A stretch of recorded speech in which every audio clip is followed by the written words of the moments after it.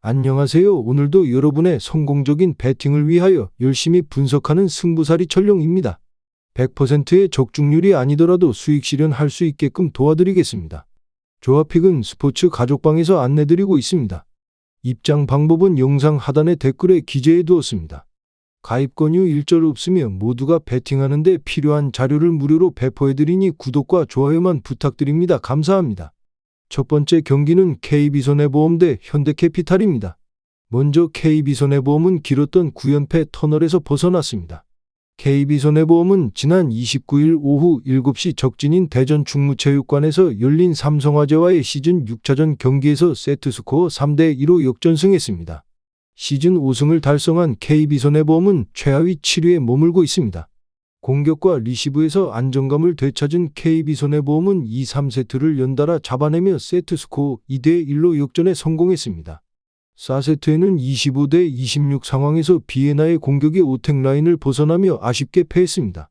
심기일전한 KB손해보험은 5세트 초반부터 상대팀을 몰아붙이며 스코어 15대 11로 삼성화재를 제압했습니다.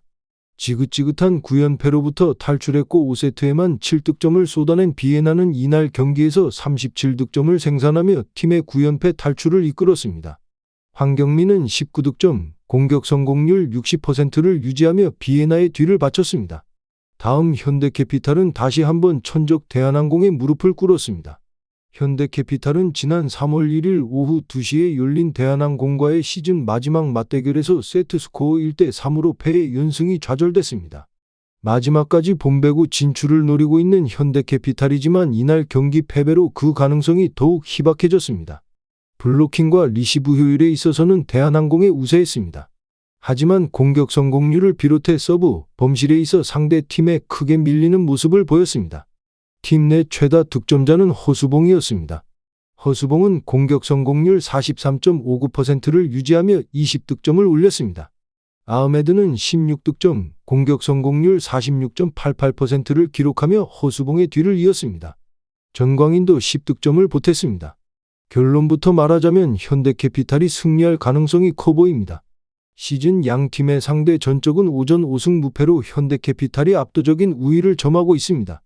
두 팀의 상대 전적 기록을 비교했을 때도 공격과 서브, 블로킹에 있어 현대캐피탈이 크게 우세했습니다.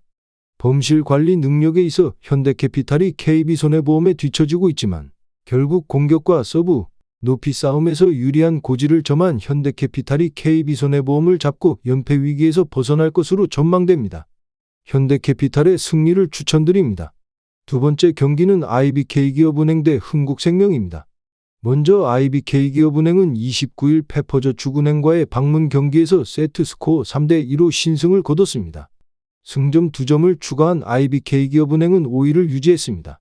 아베크롬비가 팀 내 최다 득점인 29점을 기록했고 육서영 20점, 황민경은 13점을 올렸습니다. 1세트를 내준 기업은행은 2세트에서 육서영의 활약을 앞세워 세트를 따내며 승부의 균형을 맞췄습니다. 이후 한 세트씩 주고받았고 마지막 세트에서 기업은행의 뒷심이 더 매서웠습니다. 9대 7 랠리 상황에서 김채원의 세이브와 이메림의 블로킹으로 상대의 추격 의지를 꺾었고 황민경과 육서영, 아베크롬비가 고루 득점하며 승리로 경기를 매조지었습니다. 다음 흥국생명은 지난 1일 한국도로공사와의 6라운드 홈 경기에서 세트스코어 3대1로 이겼습니다. 승점 3점을 추가한 흥국생명은 25승 7패로 2위를 유지했고 선두 현대건설과의 격차를 승점 3점으로 좁혔습니다. 쌍포 김연경과 윌로우가 47점을 합작하면서 맹활약을 펼쳤습니다. 레이나와 김수지, 이원정도 공격에 힘을 보태며 승리에 일조했습니다. 승부처는 4세트였으며 초반부터 팽팽한 접전을 벌였지만 흥국생명이 8대8의 상황에서 후반 집중력을 발휘했습니다. 윌로우의 백어택을 시작으로 김연경의 공격, 이원정의 서브 에이스, 상대 범실로 7점을 땄습니다. 흥국생명은 기세를 이어가며 24대 17에서 김연경의 오픈으로 승리로 경기를 장식했습니다. 결론부터 말하자면 흥국생명의 승리를 예상됩니다. 흥국생명의 김연경과 윌로우는 각각 6라운드 2경기 동안 공격 성공률 47.31%, 40.35%를 기록하며 51점, 49점을 기록했습니다. 레이나도 매 경기마다 제 역할을 해내고 있어 삼각편대의 공격 위력이 강력할 것으로 보입니다. 기업은행의 에이스 아베크롬비는 지난 5라운드에서 공격 성공률 46.36%를 기록했지만 최근 두 경기에서 38.53%로 하락했습니다. 주전 세터 폼푼이 부상으로 이탈한 가운데 이번 경기에서 나설 수 있을지 아직 미지수입니다. 따라서 삼각편대의 안정적인 공격력을 앞세운 흥국생명이 IBK기업은행을 꺾고 승리할 것으로 보입니다. 흥국생명의 승리를 추천드립니다. 세 번째 경기는 서울 SK 대 울산 모비스입니다. 먼저 SK는 안방에서 부산 KCC를 격파했습니다. SK는 3일 서울 잠실학생체육관에서 KCC와 홈 경기를 펼쳐 90대 69로 대승했습니다. 이로써 시즌 27승째 거둔 SK는 창원 LG와 격차를 한 경기 유지한 4위에 머물렀습니다. 안영준이 돌아왔으며 지난 수원 KT전에 복귀전을 치렀지만 분위기 반전을 이끌지 못해 대패했습니다. 그러나 이날 선발로 출전해 경기 초반부터 SK 공수 밸런스를 가져가 안정감을 주었으며 안영준의 에너지 레벨로 후반에 완전히 기세를 잡은 SK는 1승을 챙길 수 있었습니다. 이날 SK 선수단은 전반적으로 고른 활약으로 팀을 승리로 이끌었습니다. 자밀원희는 21득점으로 3경기 연속 20득점을 기록했으며 안영준, 오재현, 오세근이 두 자릿수 득점을 기록해 팀 승리에 보탰습니다. 다음 현대모비스는 최하위 서울 삼성에 패하며 연패 수렁에 빠졌습니다. 현대모비스는 2일 서울 잠실 실내체육관에서 삼성과 원정 경기를 펼쳐 77대 92로 완패했습니다. 이 경기 직전 5위에 있던 현대모비스는 시즌 21패째로 6위로 하락했습니다. 5위 KCC와 격차는 없으며 이 경기에서 공수에서 모두 완벽하게 패했습니다. 빽빽한 일정으로 체력적 약세에 있던 현대모비스 선수단은 경기 초반부터 밀어붙이는 상대의 에너지 레벨을 따라가지 못해 계속해서 골밑을 내줬으며 특히 상대 수비의 실책만 15번 저질러 12점을 허용했습니다. 이날 현대모비스 선수단은 전반적으로 득점이 저조했습니다. 게이지 프림이 18득점으로 팀 내 최다 득점을 올리고 뒤를 이어 이우석, 장재석이 분투했지만 전반적인 야투 부진으로 패배를 면치 못했습니다.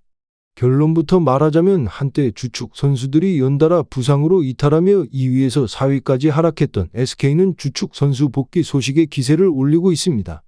특히 공수 밸런스가 좋은 안영준의 복귀는 SK의 2위 탈환의 발판을 마련합니다.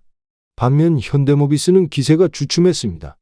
중위권 싸움을 벌이고 있는 현대모비스는 기세를 올리며 6위에서 5위로 올라섰지만 최근 4일간 3경기를 치르면서 선수단의 피로도 증가했고 이로 인해 경기에 대한 집중력이 떨어지면서 연패로 다시 6위로 하락했습니다. 최근 양팀 상대 전적은 현대모비스가 2연승으로 앞서 있지만 안영준 복귀로 기세를 올리고 있는 SK가 홈에서 체력적 약세인 현대모비스를 잡고 홈 연승을 거둘 것으로 전망됩니다. 서울 SK의 승리를 추천드립니다. 마지막 경기는 고양선호 대 부산 KCC입니다. 먼저 선호는 3일 정관장과의 원정 경기에서 87대 92로 패했습니다. 15승 30패가 된 선호는 8위에 머물렀고 9위 정관장에게 한 경기 차로 쫓기게 됐습니다. 이날 치나노 오누아쿠가 26득점 13리바운드를 기록해 양팀 통틀어 가장 많은 득점을 기록했습니다. 야투 성공률도 68.8%로 좋은 활약을 펼쳤지만 동료들의 도움이 부족했습니다. 이정현이 18득점 4리바운드, 김지우가 18득점 4리바운드를 기록했지만 전성현이 3점슛 3개를 성공한 것 이외에는 득점이 없었습니다. 선호는 부상에서 돌아온 렌즈 아반도를 막는 데 실패하면서 쉽게 득점을 내줬습니다. 아반도는 17득점을 기록했고 특히 경기 종료 1분 전 오누아쿠가 아반도의 3점슛 동작 때 반칙을 범하면서 추격에 제동이 걸리게 됐습니다. 결국 점수차를 극복하지 못한 선호는 시즌 30번째 패배를 당하고 말았습니다. 다음 KCC는 3일 SK와의 원정 경기에서 69대 90으로 패했습니다. 23승 20패가 된 KCC는 4위 SK와의 격차가 3경기로 벌어지면서 사실상 순위 역전은 어려워졌습니다. 송교창이 빠진 KCC는 최준용의 부진으로 득점에 애를 먹었습니다. 최준용은 12개의 슛 시도 중 단 2개 성공에 그치면서 5득점 7리바운드를 기록했습니다. 허웅이 3점슛 3개 포함 18득점, 알리제 존슨이 12득점 10리바운드로 준수한 활약을 보였습니다. 경기 템포를 빠르게 가지고 나온 SK를 상대로 KCC도 맞불 작전을 펼치면서 양팀은 43대 43으로 전반을 마무리했습니다. 승부처는 3쿼터였으며 SK가 속공을 계속해서 성공하면서 오세근의 3점슛까지 터지자 점수차는 벌어졌습니다. KCC는 4쿼터 초반 주전들에게 휴식을 부여하면서 다음 경기를 준비했습니다. 결론부터 말하자면 손호는 최근 10경기에서 2승 8패에 머물렀습니다. 전성현이 부상에서 복귀했지만 아직까지 경기 감각이 올라오지 않으면서 정관장전에서 9득점에 그쳤습니다. KCC는 송교창이 원인을 알 수 없는 이유로 당분간 경기에 출전할 수 없게 되자 선발 라인업에 변화가 생겼고 SK를 상대로 준비되지 않은 모습을 보였습니다. 라고나도 많은 시간을 뛸 수 없는 상황에서 알리제 존슨의 역할이 중요해졌습니다. 양팀은 이번 시즌 4번 만나 KCC가 3승 2패로 근소하게 앞서고 있습니다. 이정현과 허웅의 외곽 득점 대결이 활발할 것으로 보이는 이번 대결은 KCC가 승리할 가능성이 높아 보입니다. 부산 KCC의 승리를 추천드립니다. 전체적으로 추천은 드리지만 조합픽을 원하신다면 구독과 좋아요 눌러주시면 감사합니다. 배팅하시는데 도움이 되셨다면 구독과 좋아요 부탁드립니다. 영상 시청해주셔서 감사합니다.